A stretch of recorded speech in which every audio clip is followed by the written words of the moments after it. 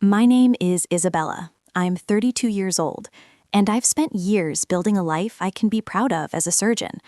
I've dedicated myself to long nights in the operating room, grueling residencies, and years of study. And yet, one Tuesday morning, a single text from my mother completely shattered the world I thought I had carefully built. My phone buzzed, and there it was. "We need space. Don't reach out." My sister had even liked the message, as if it were nothing more than a casual social media post. The sting of that message only deepened when I scrolled down and saw the photos they had posted. There they were, my whole family, gathered to celebrate my mother's birthday, smiling, laughing, and raising glasses, all without me. A moment that should have been warm, a celebration of life, became a silent declaration. I no longer belonged. My stomach churned as the reality sank in. I had devoted years of my life, my energy, and my resources to this family. Money, time, hope, I had poured it all into them, only to be discarded like I had never mattered. I stared at the screen for what felt like an eternity, their words searing into me. Then, with a calm that surprised even me, I typed back a single word: understood. By midnight, I had already begun taking action. The family trust I had managed for years was frozen. My contributions to their retirement funds were withdrawn. The property taxes they had leaned on me to cover were back in their laps. I acted with no hesitation, no second thoughts. At 4:25 a.m., my phone lit up, dozens of missed calls flashing across the screen. Voicemails piled in, their panic audible even in the silence of the notifications. They thought they could push me out and that I would quietly comply, but I wasn't playing their game anymore. What they didn't know was why I had done it or what I planned to do next. I had always been the one to hold the pieces together, the one to cover mistakes and smooth tensions. That text, however, wasn't just a message. It was a line drawn in the sand, and I was determined to see how far it could go. Stay with me. This is only the beginning. Have you ever been excluded from an important family moment? How did it change you? Share your story. It might resonate with someone who desperately needs to hear it. Growing up in Cherry Hill, New Jersey, my family looked flawless from the outside. My father, Charles, was a successful real estate investor, always closing deals and flashing his wealth at country club dinners. My mother, Carol, thrived in society circles, hosting galas and charity events. Her name appeared regularly in the local papers. My sister Stephanie, 3 years older than me, never held a steady job. She floated through life, fully supported by my parents. And me? I was always the afterthought, the daughter who had achieved success as a surgeon, yet somehow never measured up in their eyes. I never wanted for material things. Cherry Hill was all manicured lawns, gated streets, private schools, and summer vacations in Europe. My father's deals kept our family comfortable. Private tutors, camps, cultural trips, I had access to it all. But beneath that polished surface, the family dynamics were anything but equal. Stephanie was the golden child. If she wanted a car, a designer handbag, or an expensive trip, my father wrote a check without hesitation. If she ran up credit card debt, my mother shrugged it off, smiling indulgently. I, however, was expected to manage on my own. Summers were spent working to pay for textbooks, while Stephanie received a steady monthly allowance with no questions asked. By the time I finished medical school, I was financially independent. But instead of admiration or pride from my parents, I became the one they leaned on more heavily. Their requests were subtle at first, almost casual. "Isabella, can you cover the property taxes for the Jersey Shore house?" my mother would say, light in tone but heavy with expectation. Temporary obligations became permanent, and soon I was paying for upkeep on a sprawling vacation home, 6 bedrooms, a pool that went unused half the time, utilities that climbed higher than I liked to admit. I even transferred money to Stephanie for her emergencies, which usually meant spontaneous shopping sprees or last-minute trips. I told myself it was my role, that as the successful one, I was expected to keep everything afloat. If I could manage it all, perhaps my parents would finally recognize me in the same way they saw Stephanie. Perhaps my father would stop brushing off my accomplishments with a dismissive, "That's nice, Isabella." Perhaps my mother would start acknowledging the long hours I spent in the hospital saving lives rather than fawning over Stephanie's half-baked ideas. I poured hundreds of thousands of dollars into their lives, $300,000 alone for the Jersey Shore house, plus another $50,000 annually for Stephanie. I believed I was building a bridge to a real family, a family that finally included me in their hearts, not just their bills. But it never worked. Every family dinner, every gathering, every event left me feeling like an outsider. My mother would gush endlessly about Stephanie's latest whim, a cooking class, a brief yoga retreat she abandoned after a week, while my father's attention never wavered from her. Even when I spoke about a particularly challenging surgery, a patient saved after a 12-hour operation, they would divert attention elsewhere. Stephanie wanted to start a blog? That became the center of conversation, overshadowing life-or-death work I had accomplished. The loneliness crept in quietly, insidious and constant. I came home from exhausting shifts to see social media posts chronicling my parents and Stephanie attending events, always smiling, always together, always without me. I kept writing checks, hoping that one day they would notice, that my mother's voice saying, "You're so responsible, Isabella," was genuine pride and not merely expectation. Stephanie's mistakes and indulgences were celebrated, while my successes were treated as a given. Why was I the one keeping everything functioning, while she received applause for simply existing? The pressure, the invisibility, the constant imbalance began to weigh on me. I wondered if perhaps I was the problem. Maybe if I gave more, worked harder, sacrificed further, they would finally recognize me as family. I clung to that hope even as it slowly slipped away. In retrospect, I see now how naive I was to believe that money, effort, or sacrifice could buy their love or respect. All it did was render me invisible. I was their bank, not their daughter. The first step toward my freedom came unexpectedly. One afternoon, after a long surgery, my colleague Julie Walsh, a perceptive nurse who often noticed things others overlooked, said something that made me stop in my tracks. We weren't close, but we shared coffee breaks and quiet moments between procedures. As we scrubbed out together, she looked at me with sharp clarity and said, "Isabella, your family's leaning on you too hard. You're carrying their whole life." I laughed it off, rolling my eyes. She didn't know my family. How could she? But her words stuck, nagging at me like a splinter I couldn't pull out. Managing the family's finances had become my second job. Beyond my surgeries, I handled the accounts for our Jersey Shore vacation home, property taxes, maintenance, insurance, all of it. That house wasn't cheap. $60,000 a year just to keep it standing, not counting repairs. I also covered Stephanie's expenses, rent for her apartment, phone bills, car payments. She never asked directly, but my mother would call, her voice soft and practiced. "Stephanie's struggling, Isabella. Can you help out?" I'd wire the money, no questions asked, because that's what family does, right? I told myself it was my duty, the price of being the successful one. Julie saw it differently. We were grabbing lunch in the hospital cafeteria a few days later, and she brought it up again. "You're paying for their entire lifestyle," she said, pointing her fork at me. "Your sister doesn't even work. Why are you the one footing the bill?" I bristled. "It's not like that," I snapped. "They need me. I'm just helping out." Julie raised an eyebrow, but didn't push. Still, her words echoed. I didn't want to admit it, but I knew she wasn't entirely wrong. The truth was, I'd been managing the family trust since my early 20s. My father had handed it over after one of his deals went bad, saying I was better with numbers. It wasn't a compliment.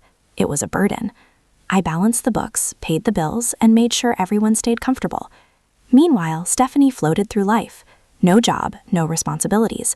She'd call my mother to complain about a late phone bill, and my mother would call me. "Can you take care of it, Isabella?" Mom would say, her tone implying I owed it to them. I never said no. But Julie's comment made me start looking closer. I noticed things I'd brushed off before. My parents never asked Stephanie to contribute, even though she was 35, perfectly capable of working. They'd praise her for the smallest things, a new hobby, a weekend trip, while my 12-hour shifts at the hospital barely got a nod. Once I mentioned a complex surgery I'd led, saving a patient after a car accident. My father's response, "That's great, Isabella. By the way, Stephanie's thinking of taking a photography class." A photography class? As if that matched what I did. I started tallying it up. Last year alone, I'd spent $75,000 on Stephanie's expenses. Her rent, her car, her credit card bills.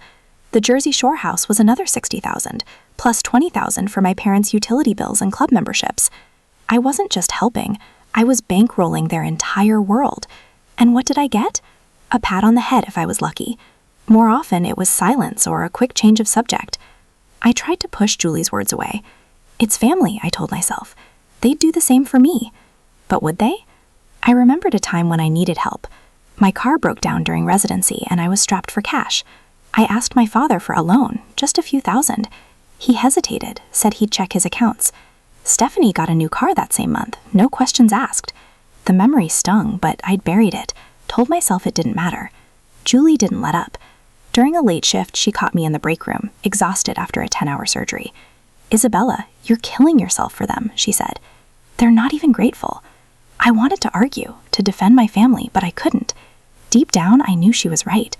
Stephanie's carefree life, my parents' endless support for her, it wasn't fair. Why was I the one holding everything together while she got a free ride? That night, I went home and pulled up the family accounts. The numbers stared back at me. $155,000 last year, all from my pocket. I thought about Stephanie living rent-free, no job, no worries, while I worked myself to the bone.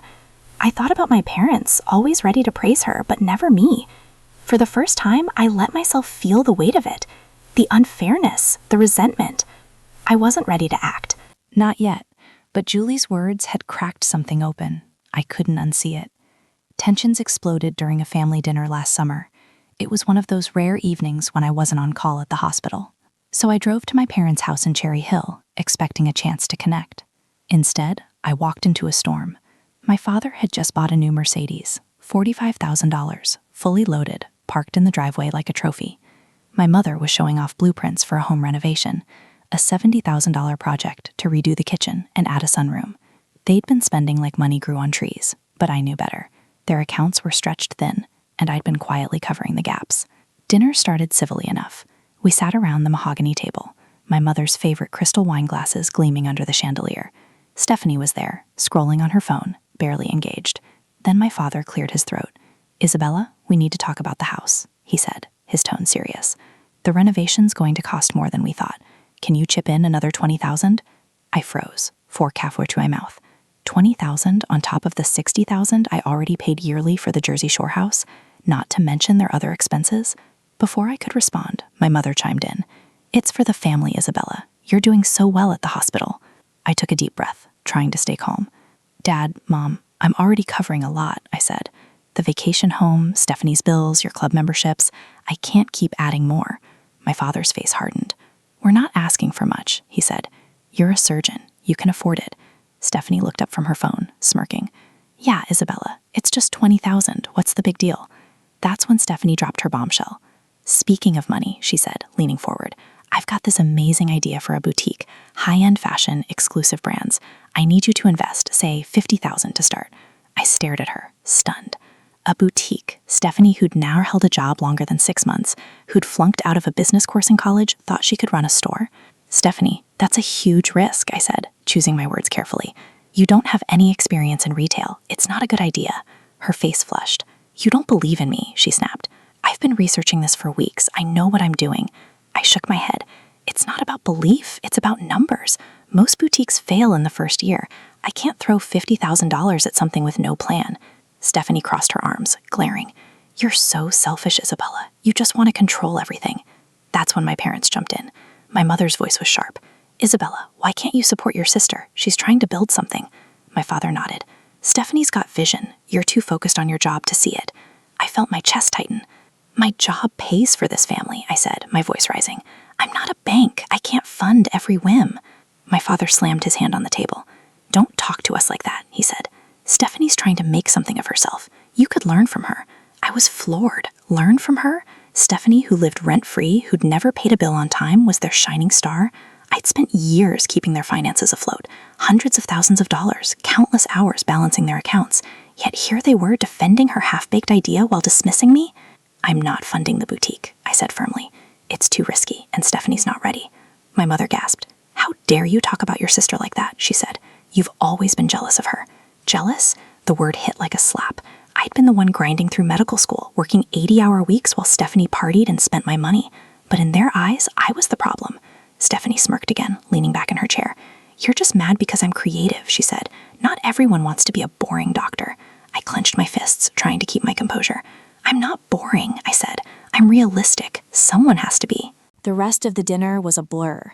My parents kept defending Stephanie, praising her ambition while criticizing my attitude. Every time I tried to explain about the risks, about the money I was already spending, they cut me off. "You're too rigid," my mother said. "You don't understand. Family," my father added. "We raised you better than this." By the time dessert was served, I felt like I was disappearing. They talked around me, planning Stephanie's boutique as if I hadn't spoken. I left that night feeling more alone than ever. Driving back to my apartment, I replayed the conversation in my head. My parents' words stung, but Stephanie's smirk burned deeper. They didn't see me. Not my sacrifices, not my work, nothing. I'd been pouring my life into theirs, and all I got was blame. For the first time, I wondered if they'd ever change. That dinner wasn't just a fight. It was a wake-up call. I wasn't sure what to do next, but I knew something had to give. 2 weeks later, I was sipping coffee in my apartment, scrolling through emails when my phone buzzed. It was from my mother. "We need space. Don't reach out." The words hit like a punch. I stared at the screen, my heart racing. Before I could process it, I saw Stephanie had liked the message. My sister liking a text that cut me out of our family? It wasn't just a message. It was a betrayal, plain and simple. I tried to make sense of it. After that disastrous family dinner, I'd kept my distance, hoping things would cool off. But this was deliberate. I opened my mother's social media, something I rarely did, and there it was. Photos from her birthday party posted the night before. A lavish event at a Cherry Hill Country Club, catered food, live music, Stephanie grinning next to her. My father was in the background, toasting with a glass of wine. I hadn't been invited. Not a call, not a text, nothing. They'd planned it, celebrated, and left me out entirely. The hurt was raw, sharper than I expected. I'd spent years funding their lives, yet they could erase me so easily. I needed to talk to someone, so I called Julie. We met at a coffee shop near the hospital, and I poured it all out. The text, the party, the way it made me feel invisible. Julie listened, her face softening. "Isabella, they're pushing you away because you're not giving them what they want anymore," she said. "You said no at that dinner. They don't like it." Her words stung, but they rang true. I'd set a boundary, and this was their response. Julie suggested I see someone professional, someone who could help me sort through the mess. That's how I ended up in Dr. Pamela King's office. Dr. King, a therapist with a calm voice and sharp insights, didn't sugarcoat things. In our first session, I showed her the text and told her about the party. "This isn't just about space," she said. "Your family's built a dynamic where you're the provider, not a person. They're punishing you for stepping out of that role." I sat there stunned. Provider, not a person? It was like she'd held up a mirror to my life. Dr. King asked about my role in the family. I explained how I had been covering their expenses, hundreds of thousands over the years, from the Jersey Shore house to Stephanie's rent. I told her how my parents always praised Stephanie, how they dismissed my work. She nodded, jotting notes. "You're in a pattern," she said. "You give, they take, and when you don't, they push you out. It's not healthy." I wanted to argue, to say they were just struggling, but the evidence was staring me in the face. That text, that party, they didn't want me. They wanted my money. Over the next session, Dr. King helped me see the bigger picture. My parents and Stephanie relied on me to keep their lifestyle intact, but they offered nothing in return. Not love, not respect. "You've been trying to earn their approval," Dr. King said, "but you can't buy it, and you don't need it." Her words hit hard. I'd spent years thinking if I gave enough, they'd value me, but they didn't. The birthday party was proof they could celebrate without me, but they couldn't pay their bills without me. I told Julie about the sessions, and she was blunt. "They're using you, Isabella," she said over coffee. "You deserve better." I knew she was right, but it was Dr. King who gave me the tools to act. She talked about boundaries, not just saying no, but enforcing it. "You can't change them," she said, "but you can change how you respond." I left her office feeling something new. Resolve. That text wasn't just a rejection. It was a chance to take back my life. I went home and reread the message. "We need space. Don't reach out." Fine, I thought. They wanted space. I'd give it to them, but not in the way they expected. For the first time, I saw a path forward, one where I wasn't their ATM, their doormat. By midnight, I'd finalized all the financial changes, boundaries. I was taking back control. I sat at my desk, laptop open, and made the calls that would change everything. First, I contacted Stephen Reed, a financial advisor recommended by a colleague. Stephen's sharp and no sense walked me through the family trust.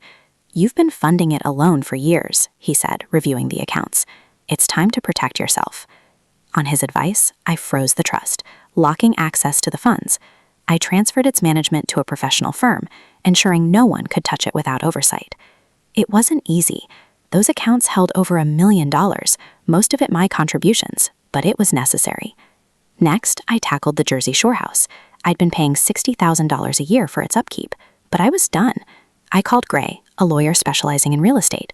Christine, calm and methodical, confirmed my share of the property was legally mine. You can sell it without their consent, she said. I listed my portion for sale through a realtor, expecting to net around $200,000. Every step was airtight. Stephen and Christine made sure of it. I wasn't just acting on impulse. I was doing this right. Finally, I stopped all transfers to my family. No more rent payments for Stephanie, no more utility bills for my parents, no more covering their country club fees. I canceled the automatic withdrawals, cutting off the pipeline I'd kept open for years. It felt like ripping off a bandage, painful but liberating. By midnight, I leaned back in my chair, exhausted but resolute. I'd done it. The fallout came fast. At 4:25 a.m. the next morning, my phone was blowing up. My father called 16 times, my mother 12, Stephanie 8. 36 calls in total, each one angrier than the last. I let them go to voicemail. My father's messages were sharp. Isabella, what the hell are you doing? Fix this now. My mother's were softer but manipulative. How could you do this to us, Isabella? We're family. Stephanie's were pure venom. You're so selfish. You're ruining our lives. I didn't respond. I'd heard enough at that dinner last summer. Then came the texts. My mother sent a long one. You're abandoning us. We trusted you with the family's finances, and this is how you repay us? My father's was shorter. Call me back or you'll regret this. Stephanie's were relentless, a barrage of accusations. You're jealous because I'm living my truth. You're just a cold, controlling doctor. I stared at my phone, each message a knife twist, but I didn't waver. Dr. King's words echoed in my head. I couldn't change them, only how I responded. The worst came when Stephanie took it public. I opened my social media to find her post dripping with spite. Some people think they're better than their family because they make money. Don't be fooled by my sister's success. She's heartless. It had dozens of likes, mostly from her friends, and a few comments piling on. Wow, that's low. What a betrayal. My stomach churned. I'd spent years supporting her, paying her rent, her bills, $75,000 last year alone, and now I was the villain? The post spread, and I saw it shared by people I didn't even know. I called Christine again, worried about the legal fallout. Her post is nasty, but it's not defamation, Christine said. It's just family drama on public display. Stay focused. Stephen agreed, urging me to ignore the noise. They're panicking because they're losing control, he said. Keep moving forward. Their calm advice grounded me. I wasn't backing down. The calls and texts kept coming, a mix of rage and desperation. My mother's tone shifted to pleading. Isabella, we can't afford the house without you. Please, let's talk. My father tried guilt. You're breaking your mother's heart, Isabella. Stephanie's messages stayed vicious, accusing me of sabotaging her dreams. I didn't answer. Their reaction only proved what Dr. King had said. They saw me as a resource, not a daughter. By the end of the week, I felt the weight of their anger, but also a strange clarity. Stephanie's post, their frantic calls, it all showed how much they had relied on me and how little they valued me. I wasn't just fighting for my money. I was fighting for myself. It wasn't over, but I'd taken the first real step. A month later, my family started feeling the consequences. I'd cut off their financial lifeline, and the ripple effects were undeniable. My phone stayed quiet for the first few days after I froze the trust and sold my share of the Jersey Shore house. But the silence didn't last. Their world was unraveling, and I was no longer there to hold it together. My father and mother made the first move. They sold the remaining share of the Jersey Shore house to cover their mounting debts. The property, once their pride and joy, fetched $300,000, but most of it went to creditors. I heard about it through a mutual friend who saw the listing go down. My father had always boasted about that house, a symbol of their status in Cherry Hill, but now it was gone. They also slashed their spending. No more country club memberships, no more weekend trips to Manhattan, no more lavish dinners. My mother's social media, once filled with luxury, went quiet. It was a stark shift, one I hadn't anticipated so soon. Stephanie faced her own reckoning. Without my money covering her rent and bills, she had to stand on her own. A contact in town told me she'd taken a job as a sales associate at a local clothing store. Stephanie, who'd scoffed at ordinary work, was now ringing up purchases and folding sweaters.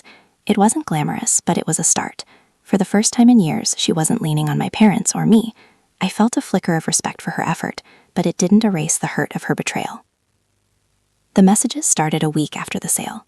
My mother sent the first one, her tone desperate.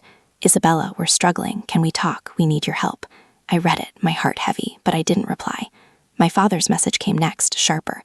"You're tearing this family apart. Call me back." Stephanie's was a mix of guilt and venom. "I got a job, Isabella. Happy now? You've ruined everything."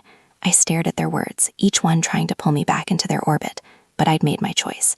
Meeting them now would only reopen old wounds. They didn't stop. My father's calls came daily, sometimes twice, his voicemails alternating between pleas and threats. "We raised you, Isabella," he said in one. "You owe us. Don't make this worse." My mother's text grew more frantic. "Please, Isabella, we're losing everything. Just come to the house." Stephanie sent a single biting message. "You're heartless. I'm working now and you're still punishing us." I didn't respond to any of them. Their words stung, but I remembered how they'd excluded me, how they'd valued my money over me. I stayed firm even when the pressure mounted. My father's threats turned legal. "I'll sue you for mismanaging the trust," he texted. I wasn't worried. Christine had ensured every step was above board. Still, the hostility was exhausting. I'd see their names flash on my phone and feel a knot in my stomach, but I didn't waver. I'd spent years carrying their burdens, and I was done. Stephanie's job was the biggest surprise. I'd always seen her as the spoiled one, the sister who'd never grow up. Yet there she was, working 40 hours a week, paying her own rent. A part of me wondered if this could have happened sooner if I hadn't enabled her for so long, but that thought passed quickly. Her social media post calling me heartless still lingered in my mind. She might be working, but she hadn't changed. My parents' lifestyle collapse was harder to watch. They'd built their identity on wealth, fancy cars, big houses, social status. Without my support, that facade crumbled. A neighbor mentioned they traded the Mercedes for a used sedan, a practical choice they'd never have made before. I didn't feel joy at their struggle, but I didn't feel guilt either. They'd made their choices, just as I had made mine. The barrage of messages continued for weeks. Some were soft, like my mother's. "Isabella, we miss you. Let's fix this." Others were harsh, like my father's. "You're no daughter of mine if you keep this up." I read them, saved them, but didn't answer. Meeting them would mean stepping back into their chaos, and I wasn't ready for that. I'd fought too hard to reclaim my life. By the end of the month, I felt a strange calm. Their world had shifted, and so had mine. I wasn't their bank anymore, and they were learning to live with it. The distance between us was wider than ever, but it was a distance I needed. I wasn't sure what came next, but I knew I'd face it on my own terms. 3 months later, I felt true freedom. For the first time in years, I wasn't carrying the weight of my family's demands. I hadn't spoken to them since their last desperate messages, and the silence was liberating. My life was my own, and I was building it on my terms. My father and mother were struggling in Cherry Hill. Without my financial support, their lavish lifestyle collapsed completely. A colleague who knew them mentioned they'd moved into a smaller condo, a far cry from their sprawling house. Their social circle, once the envy of the neighborhood, had dwindled. The country club invitations stopped, and their names no longer appeared in local event photos. My father, who'd thrived on his reputation as a successful investor, was now just another retiree scraping by. My mother's event planning business had dried up. No one wanted to hire someone who couldn't afford her own parties. It wasn't easy to hear, but I didn't feel responsible anymore. Stephanie, surprisingly, was doing better. She'd settled into her sales job at the clothing store, earning enough to cover her rent and bills. A mutual acquaintance said she seemed focused, even proud of her work. I was glad she was standing on her own, but it didn't change what she'd done. Her social media post calling me heartless still stung. We hadn't spoken, and I had no plans to reach out. Some bridges stay burned. My own life was taking shape in ways I hadn't expected.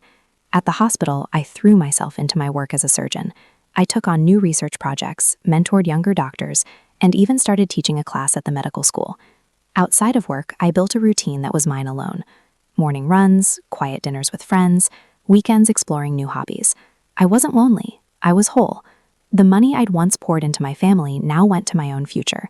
Savings, investments, a small apartment I loved. For the first time, I wasn't living for anyone else's approval. Looking back, I saw the lesson clearly. Setting boundaries wasn't just about saying no. It was about protecting my worth. I'd spent years trying to earn my family's love with money, thinking it would make them see me. But they never did. Not really. Cutting them off was painful, but it showed me I didn't need their validation to be enough. I was enough on my own. I learned something else too. You can't change people who don't want to change. My father and mother clung to their old ways until they had no choice but to adapt. Stephanie took steps forward, but our relationship was too broken to mend. I didn't hate them. I just chose myself, and that choice brought peace.